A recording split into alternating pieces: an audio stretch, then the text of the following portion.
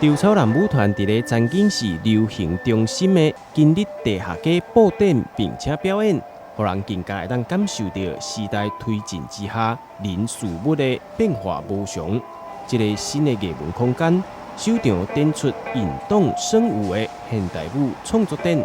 同时现场也有互动的作品，让民众会当透过万花筒，以无同款的角度观看迷人的舞蹈影片。那这一次的展览非常特别，因为我们是在今日戏院的下面精品街做这样的一个呈现。那其实我们就接收了一些戏院电影这样的元素的那个概念呢，然后去转换成舞蹈这样子的一个作品。那所以我们其实用了，比如说像电影的胶卷、电影海报这样子一个形式的呈现之外呢，然后我们里面后面呢会有这个16张的舞蹈的连续动作，然后对应着他们这个戏院原本的这样子的一个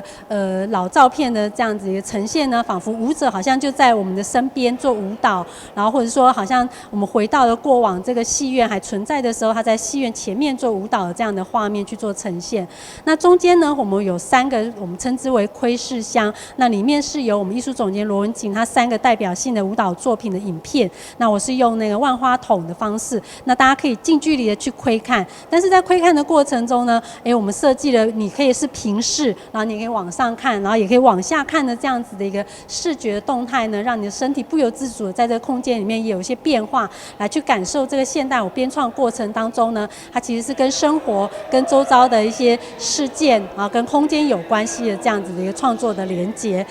现场也有济较早年代所留落来的手画海报相片，互来参观的民众会当回想起以往迄个年代记忆。现在我站的这个地方，以前有一家戏院叫大前城戏院，你看到之前的那个后面的那个背景，就是它之前的一个外观，那实在好可惜，没有保存下来。不过我们现在没关系，我们透过一种文化的一种力量，把它重新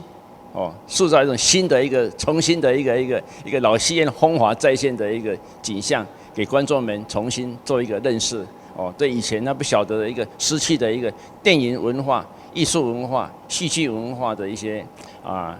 这个记忆，把它找回来。将地下街转化成为艺文空间，未来也将替现代艺术增加更多创意，记录过往的美好经验，丰富台南的文化情感。